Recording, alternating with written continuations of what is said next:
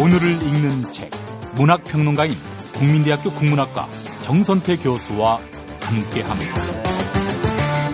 국민대학교 한국어문학부 국어국문전공 정선태 교수님 함께하겠습니다. 교수님. 네, 안녕하세요. 네, 교수님 오늘 금요일입니다. 이번 주일 한 번 했는데 벌써 시가 있는 금요일입니다. 네, 시가 빨리 찾아오니까 네.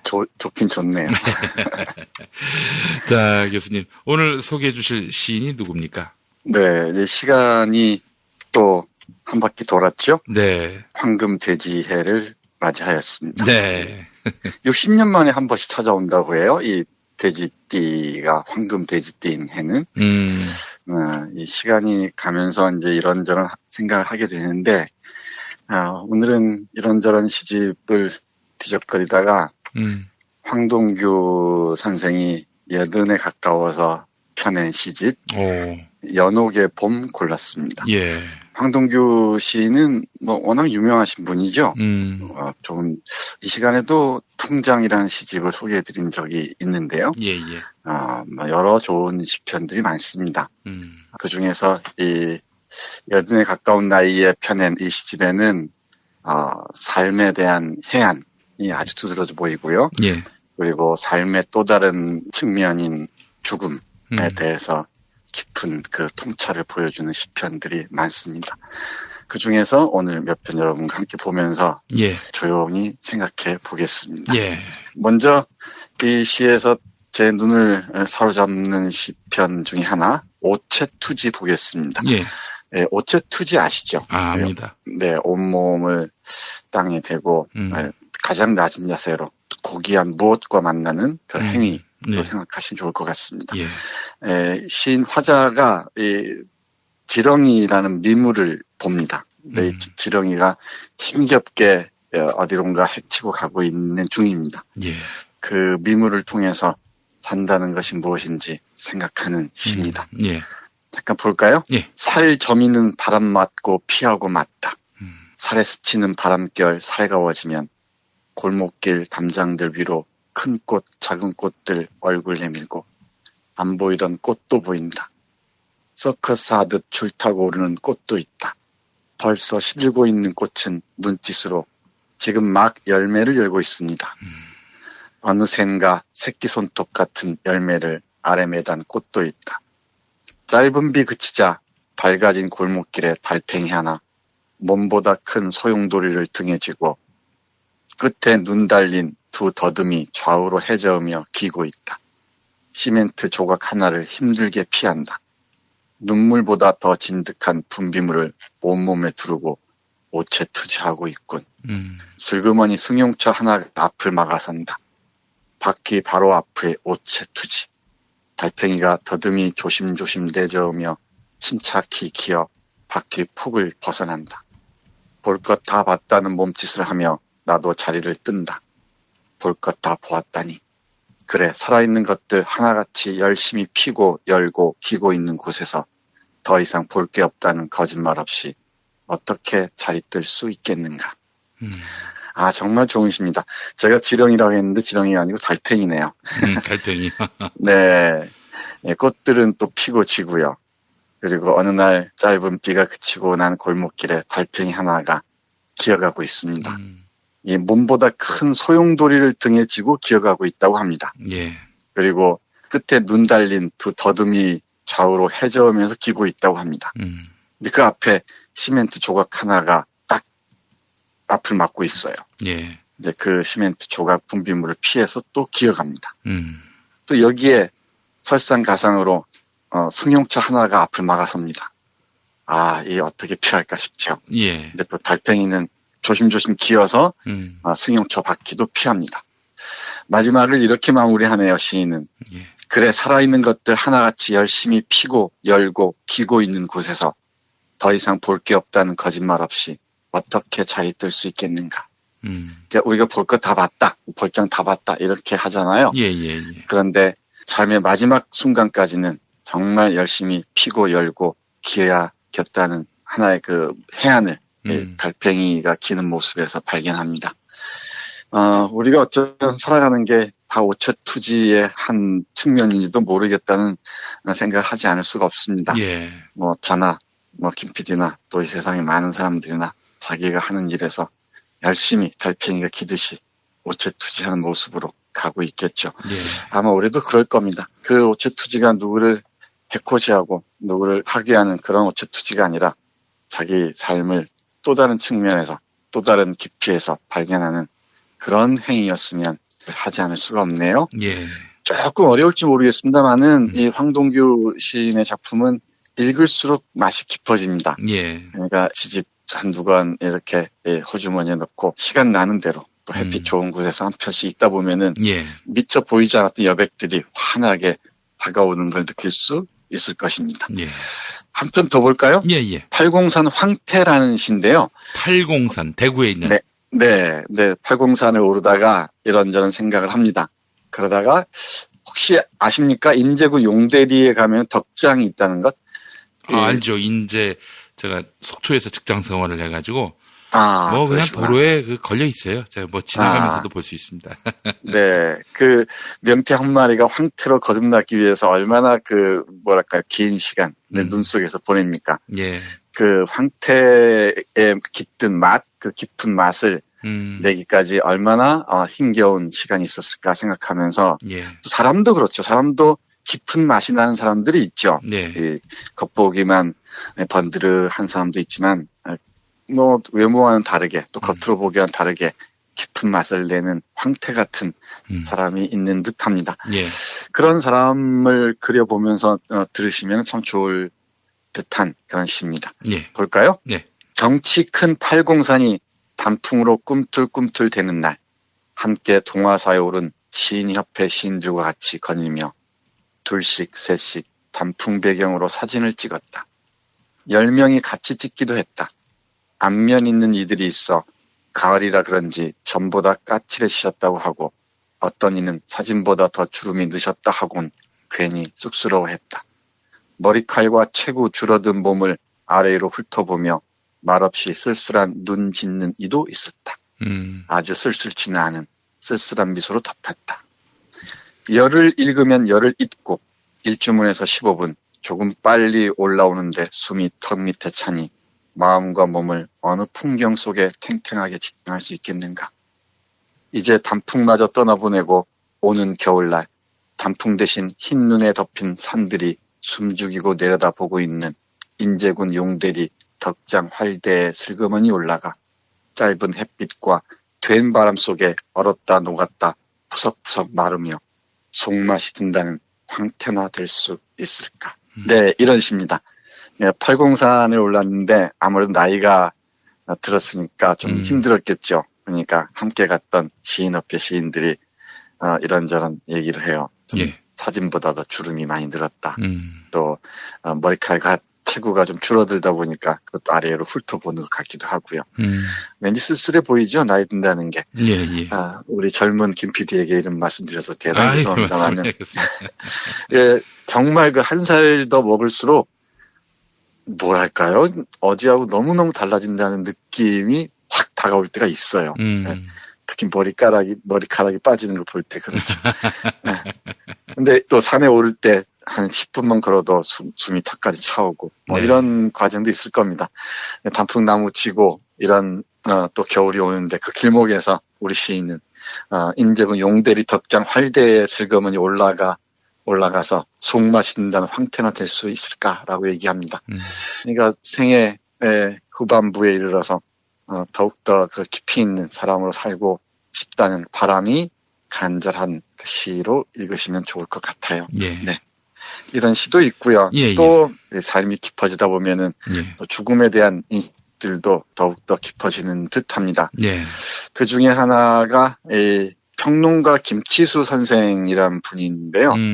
두 분이 각별했던 것 같습니다. 이른바 한국 문학사에서 70년대, 80년대 이끌었던 이 문지파라고 있는데요. 예, 문학과 지성이라는 잡지를 중심으로 했던 예. 그 문지의 핵심 멤버 중에 한 사람이었던 김치수 선생의 병상에서 그 이별하면서 쓴 시 보겠습니다. 예. 발이라는 시입니다. 방 안에 꽃 없는 꽃병 있는 듯 없는 듯 눈 감고 누운 얼굴에 의식 있는 듯 없는 듯. 너는 병원 침대 위에 눈 감은 보살 얼굴로 누워 있었다. 고막을 건드리고도 여운이 남을 만큼 귀 가까이 대고 가만 이름을 2번 불렀으나 얼굴에 아무런 표정도 피어나지 않았다. 지금 내가 할 수 있는 일이란 게 이게 다인가? 시선을 거두다 일생 달고 다닌 것 같지 않게 튼실한 발이 눈에 들어와 쓰다듬었다. 부끄럽다는 듯 내가 발을 움츠렸다. 의식의 꼭지는 아직 붙어있군. 옆발을 쓰다듬자 그 발도 움츠렸다가 슬그머니 다시 폈다. 입관 후 제자들이 너무 슬퍼하자 부처는 관 밖으로 발 하나를 불쑥 내밀었다.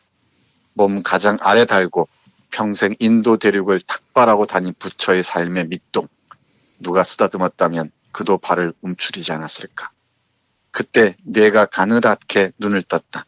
그리고 그 눈 살짝 감았다가 다시 가늘게 뜨며 보살의 웃음이 아닌 장난기 어린 인간의 눈웃음을 웃었다.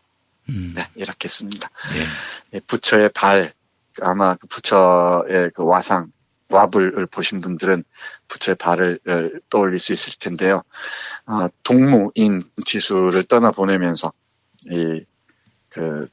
이별하면서 김치수 선생이 평생 달고 다닌 발을 통해서 삶의 역정들을 가늠해보는 작품입니다. 예. 요즘 예기치 않게 상가집을 많이 오가게 돼요. 예. 네, 그때마다 가까이 있던 사람들이 하나씩 둘씩 숨을 거두는 걸 볼 때마다 또 산다는 게 무엇인가, 저렇게 한국이 또 돌아가는구나 싶을 때가 있죠. 그 대학 다닐 때는 몰랐고 직장인 되면서 이렇게 저렇게 또 아버지 어머니 돌아가셨다는 부고를 접했는데 요즘엔요 교수님 당사자 제 지인이 동기가 이 부고를 이렇게 가족을 통해서 보내오는 일들을 많이 경험합니다.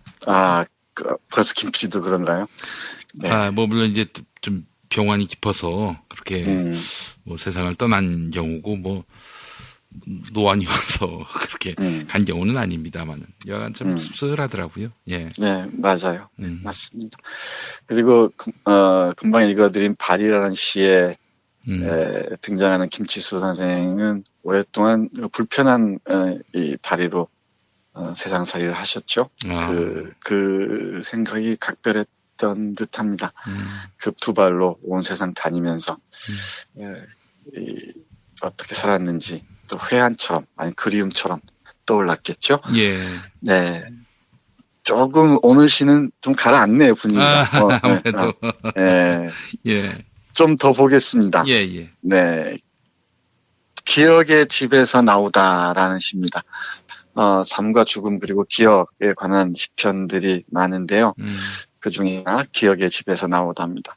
여기 맨 마지막에 마지막 시행 기억의 집 들락달락하며 살다들 가시게 이렇게 우리의 삶을 구성하는 건 어쩔 수 없이 또 기억일 수밖에 없죠. 예. 또 기억의 다른 그 형태인 꿈이라고도 할 수 있고요. 네. 어쩌면 이 삶이 또 꿈의 한 편인지도 모르겠습니다. 그런 그림들을 그려보시면서 들어주셨으면 좋겠습니다. 네. 볼까요?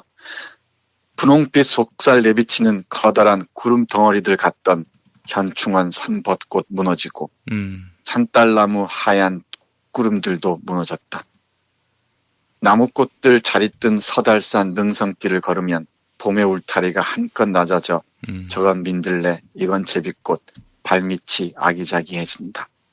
가만 저건 무슨 새지? 노랫소리 귀에 맴도는데 이름이 없다. 여기엔 이름 모를 하얀 꽃 한 무리가 피어있군.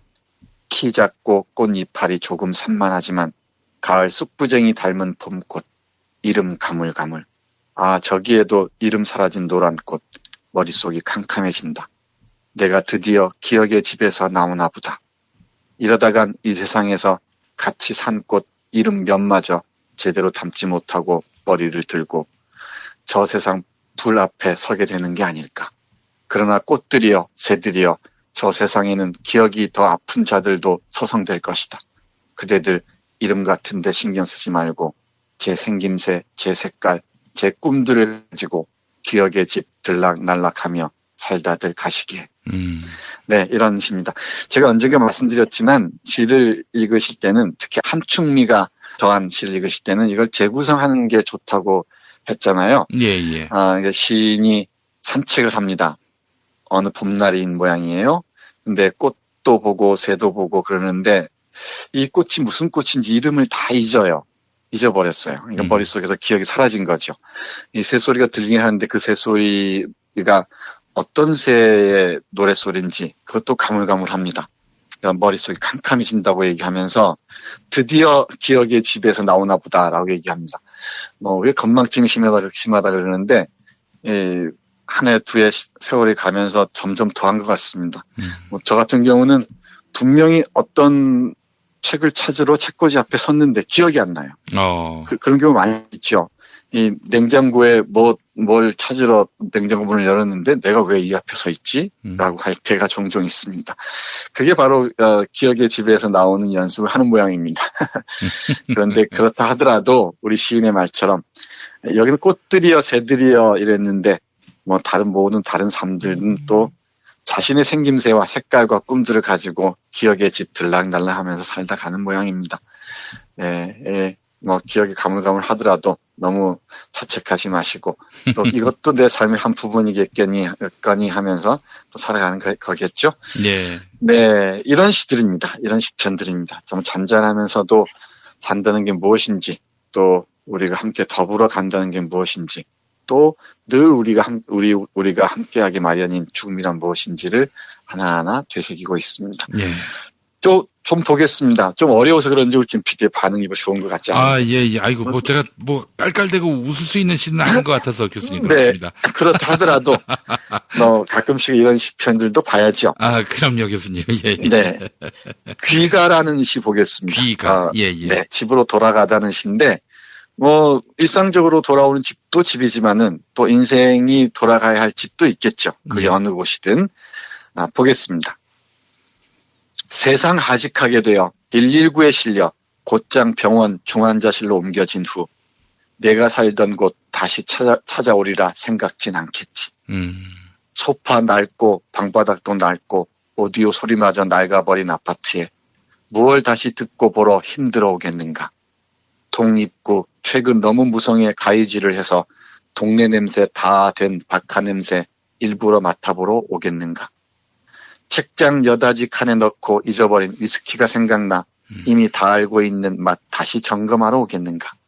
그렇다고 쓰다 힘이 달려 남겨둔 글 조각들 힘더 세버린 손으로 엮으러 오겠는가. 이도저도 아니면 지금 병원에 가 있을 아내가 과일 썰다 황급히 자리 뜬 접시 위에 약간 문드러진 타가와 배 냄새 맡으러 오겠는가. 가만, 내가 지금 서성대는 여기는 어디지? 정말 좋습니다. 네. 어느 날 세상 하직하게 되면은 내가 살던 곳으로 다시 찾아오리라 생각진 않겠지 하면서, 일상들을 쭉 나열해 놓고 있습니다. 네. 이런 아파트를 찾아오겠는가, 아니면 나무를 보러 오겠는가, 그리고 아내가 썰다 황급히 자리를 뜬 그 접시 위에 사과 냄새, 배 냄새 맡으러 오겠는가, 이렇게 얘기하다가, 가만, 내가 지금 서성대는 여기는 어디지? 라고 얘기합니다. 이게, 맞아요. 참, 깊은 울림이 있는 시면서도 유머를 잃지 않고 있습니다. 네. 이게 삶과 죽음의 경계 어디쯤이 아닌가, 라고 생각하는 것 같죠? 네. 이런 시들 읽으면은 저는 참 좋은데, 우리 이 방송 들으신 여러분들은 어떨지 모르겠습니다. 네. 좀 아쉬우니까 한 편 더 볼게요. 우리 황동규 선생님이 여기저기 트래킹 이런 걸 많이 하신 모양인데 북촌이라는 시 보면서 어떤 모습인지 한번 그려보겠습니다. 언젠가 때늦은 순례길에 오르면 북촌에 가리. 안국역 3번 출구로 나와 삼천공원 쪽으로 천천히 걸어 올라가 높은 석축 밑을 파고 금박 글씨로 거창하게 주차장 지은 집. 작은 숲 하나를 온전히 울 안에 들여놓은 대가들을 지나 차가 드나들 수 없는 골목으로 빠져들리. 그 언젠가 들어가 기웃거린 골목이면 어떠리. 담 밖에 한 뼘 남은 흙에도 꽃을 심는 곳. 국화들이 환하다.